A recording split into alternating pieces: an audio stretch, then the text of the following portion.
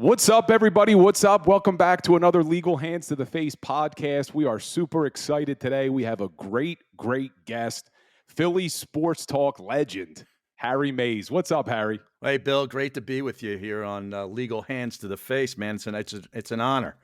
Well, I appreciate you making the time for us. I appreciate it. You know, it's crazy because I do Eagles talk, Yeah. and it's almost like the NFL season never ends anymore. No, It's 365 days a year. it doesn't, and that's exactly what they want. And they've spread things out on the calendar in the off season so that except for maybe like June, typically this month is 1 month. I know they're having OTAs and mini camps or whatever, but nobody really pays much attention to that. The hardcore people do perhaps, and the journalists have to go cover it, but not a lot happens. And then you have that 2 or 3 week period in July where the general managers just hope that their phone doesn't go off in the middle of the night, because that's the last couple of weeks that these players have to themselves before they got to go in and become a football player 24/7 for the next 6-8 months, whatever it is. And that 3 week period and June is about the only times where really the NFL is not top of mind. But other than that, man, between free agency, the draft, schedule releases, and all this other kind of stuff, you combine in February. The Super Bowl now goes to the middle of February. I mean, they're gradually just taking over the calendar, and I'm good with it. Same. I'm good with it too. I mean, they used to own Sundays, and now they're trying to own Thursdays, Saturdays, Black Friday. Yeah. I mean, they really are taking over. But I'm not a big fan of the Thursday night football, to be honest with you. Either am I. And you see this year now they're going to start flexing Thursday night games. Yeah, I don't like that. Well, I mean, what it shows is they really don't care about the in-stadium fan experience anymore, because it becomes so difficult for fans to plan to travel to these games or go to these games. It's all about TV money. I mean, we know that. It is, and they really don't care, even though they tell us that they care. I don't think they care enough about the players' welfare and safety, because this game is, as you know, probably the most violent thing going that we watch as sports fans. And to be asking guys to be playing on short weeks like that, and then taking it to a 17-game schedule, and I think they're eventually going to want to get to 18, and maybe they drop down to 2 preseason games. Big deal. I mean, some of these guys don't even play in a preseason anyway, so I don't really know what it's going to do for the veteran starters, except put them in more harm's way. I agree with you 100%. Now, I got to ask you, you've been covering the Eagles and Philly sports for a long time.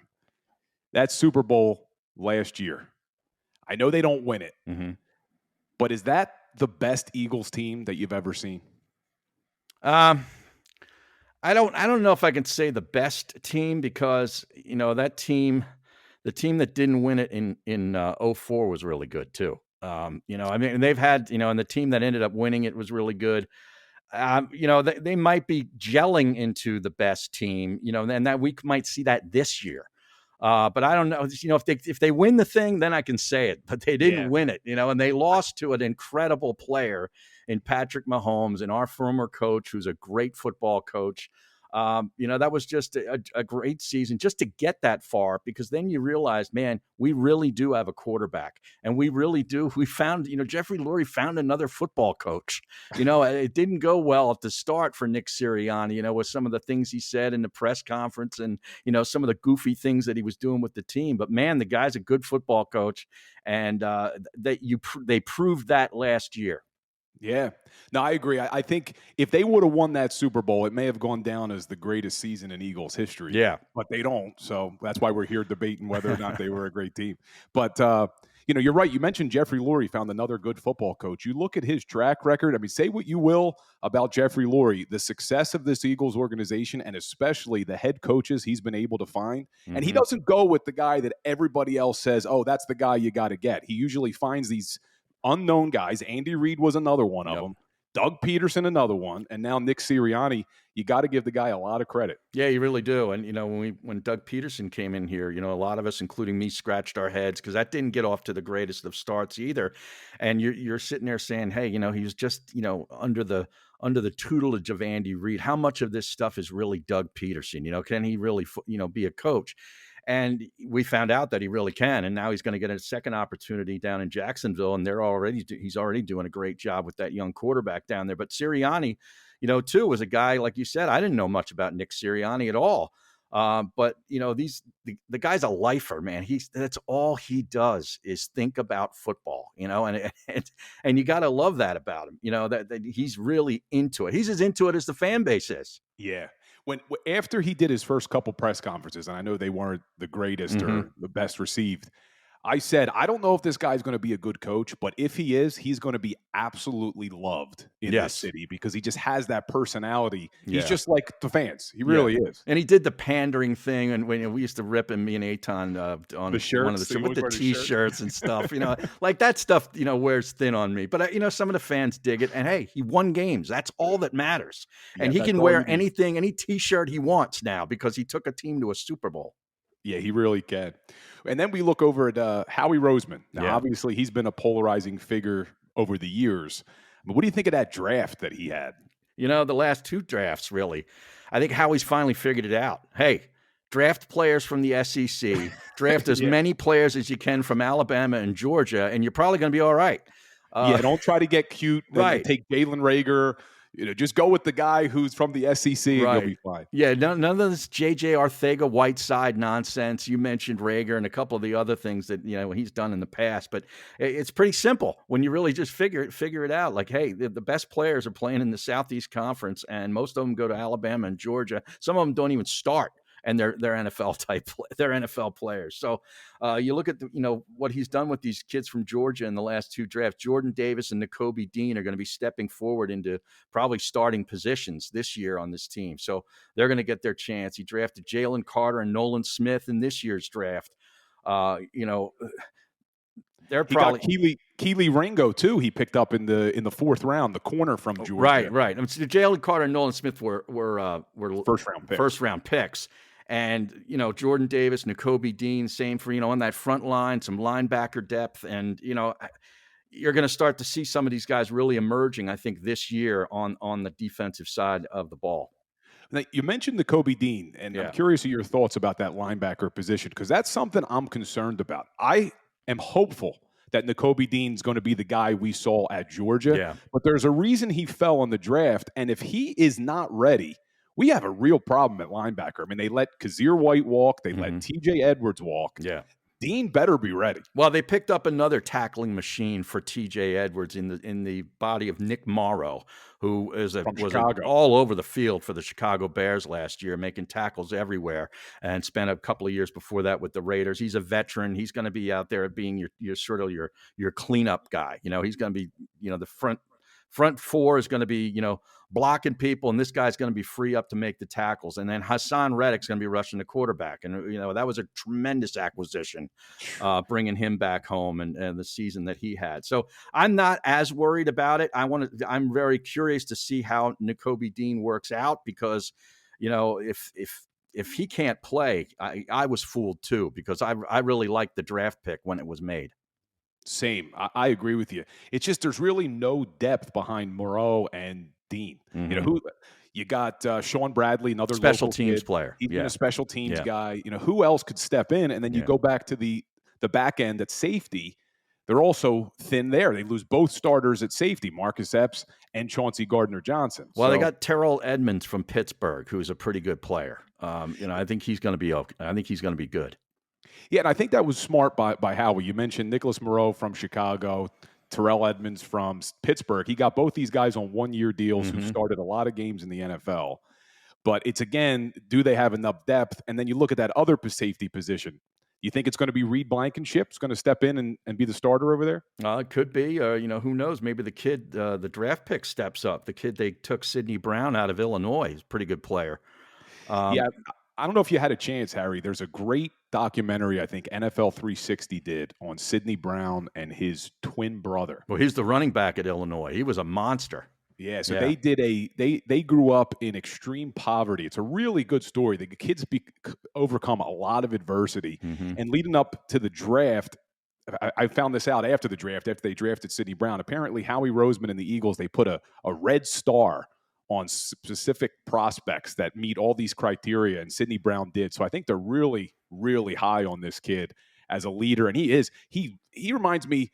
I don't want to say Brian Dawkins, but Oh, the way he throws his body around, he's yeah. not as good as Dawkins, but the way he throws his body around is B-Dawk-esque. Maybe we can compare the Illinois tape to the Clemson tape and just leave it at college for now because both teams wore orange, Yeah, there you we know? go. So, because I hate making those comparisons to I such know. all-time great players, but who knows? Maybe in 3 or 4 years, we all might be saying that same thing. That would be a good thing. Greedy Williams, too, they picked up on a one-year deal from the Cleveland Browns that started a lot of football games at corner.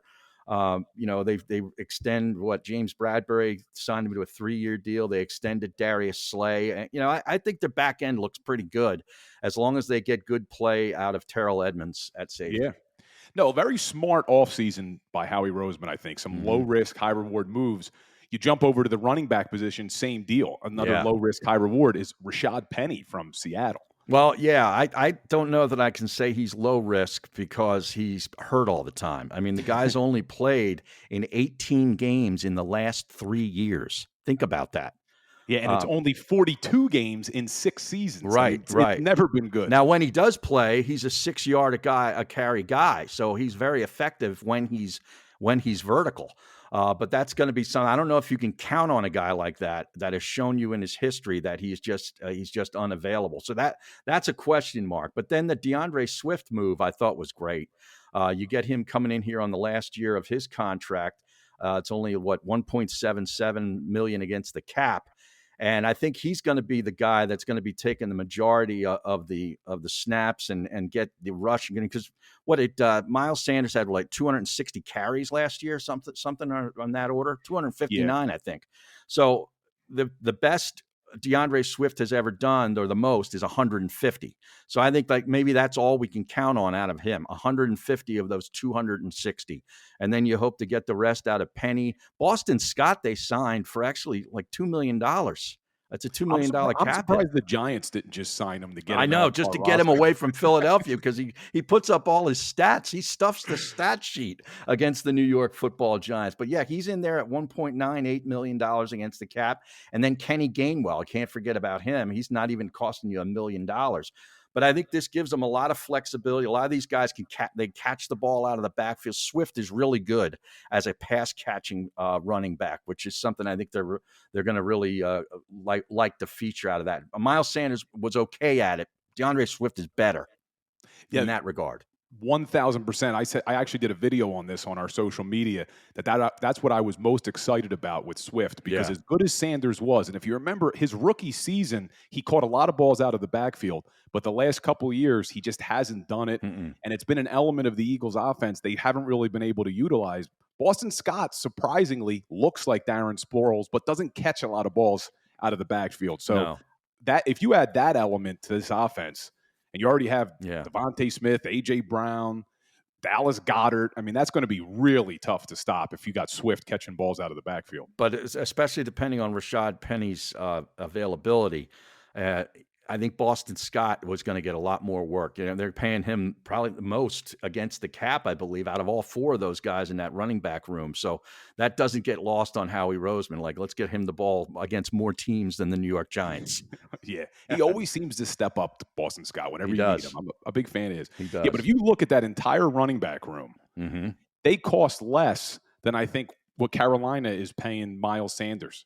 Not in the first year. In the second year, his contract really jumps up. I think he makes like 2.5, 2.6 against the cap. And the total running back room for the Eagles is around 5.7 million. But then in the second year, Miles Sanders' contract goes way up to where he's like $7 million by himself, I believe. And then And I they think have an out after that year. I think they gave him 13 guaranteed, something like I that. believe so. Yeah. Yeah. Yeah. So Good I for him. thought, I yeah, never fault these guys for getting their money, but I think I the Eagles agree. did it right by, parsing it out amongst, more players at less money and sort of spread the wealth around. Yeah, and in today's NFL, I don't think it makes sense. But that's why there was all that talk about should they have drafted Bijan Robinson if he No. fell to them. They didn't even have to make the decision because Atlanta takes him. Right. But I was happy he wasn't there. Not that he's not going to be a great player. It's just in today's NFL, I don't think you lock up that much of your resources into the running back position. I agree with you. It just doesn't seem to work. I was kind of surprised that the New York Giants brought back Saquon Barkley. Yeah, To they be honest, franchised him, right? yeah, yeah. And then you should talk about being surprised at what the Giants did. They gave Daniel Jones a ton of money. Hmm. And then you look at, I mean, we really got to appreciate Howie Roseman when we can. I mean, you look at the deal he gave Jalen Hurts and you compare the annual numbers of the cap hits to Daniel Jones. It's unbelievable that he was able to pull this off. Yeah, it really is, and that's what he's best at, And now he's watching SEC football and he's picking some good football players on the draft.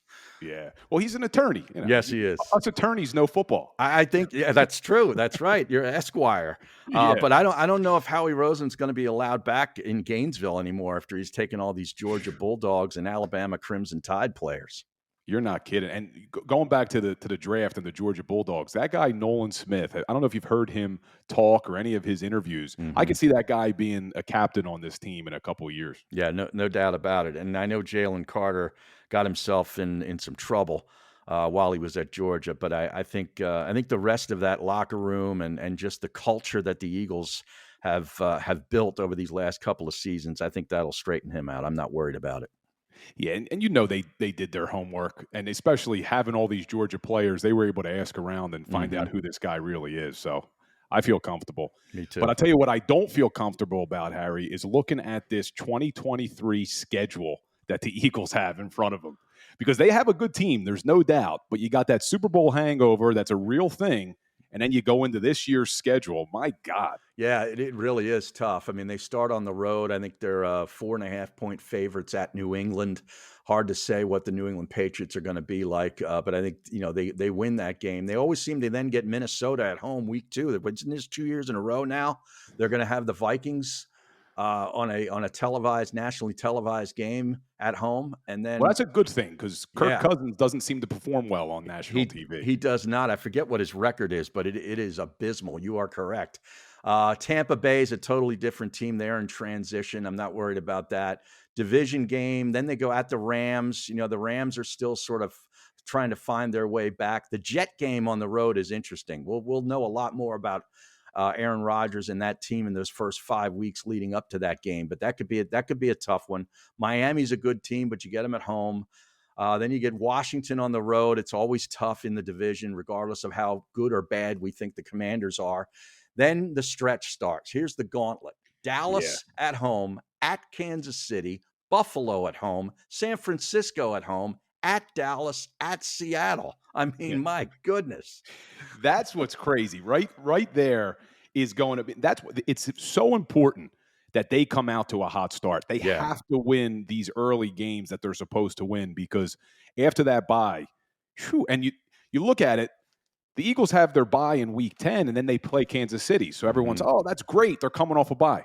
Well, so is Kansas City. Yeah. The Kansas City Chiefs have their bye in week 10 and Right. you And know we how know good what Andy Andy Reid is. Reid is off the bye. They can't catch a break. No, they can't. They I really can't. and I compared their sketch because I think it's gonna come down to it's San Francisco. Them winning or losing that game against the Niners, that could be for a home field situation in the playoffs. The head to head.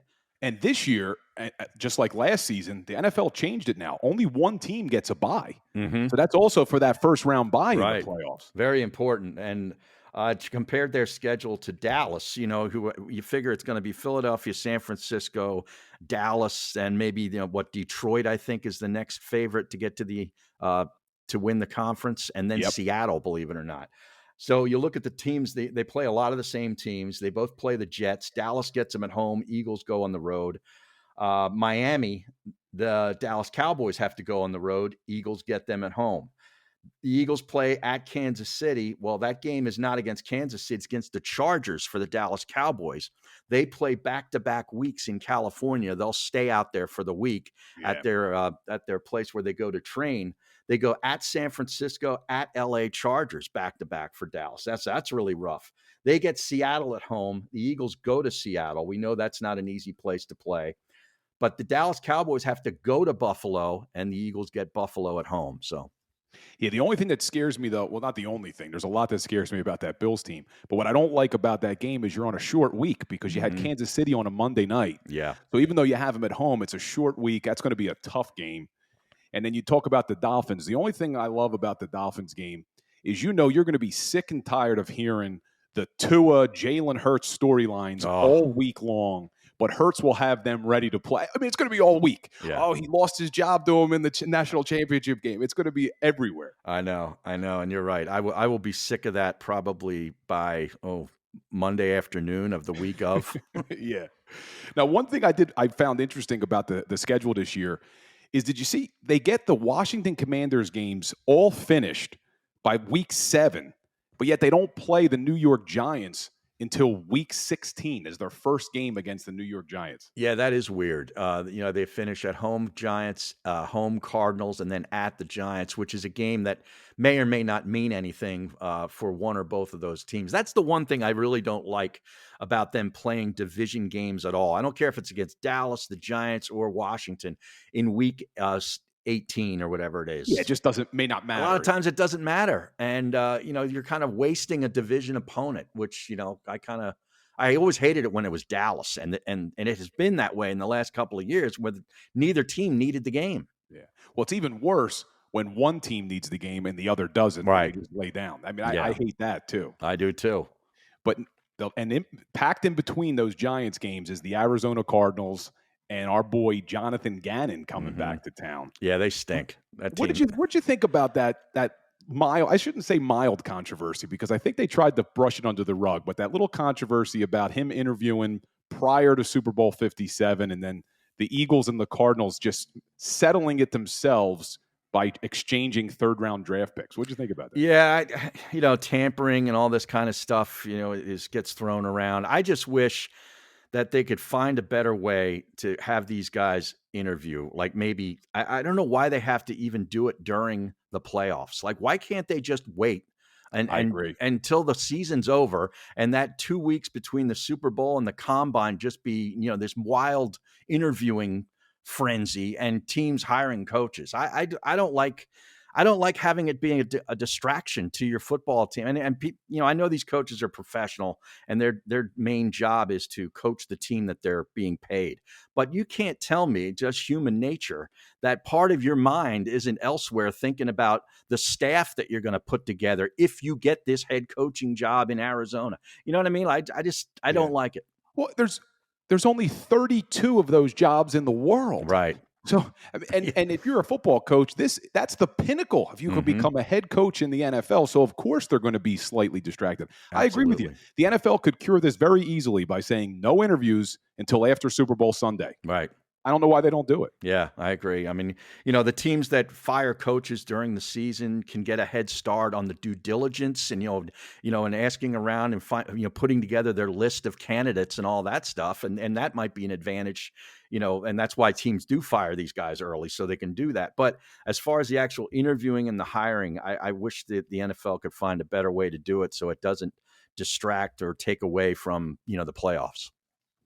All right, last question for you. Put you on the spot here. Uh oh. We know how hard it is to be the Super Bowl loser and then return to the Super Bowl. Do the Eagles go back to the Super Bowl this season? Um, I think it's going to be them or the San Francisco 49ers, who I really like their roster.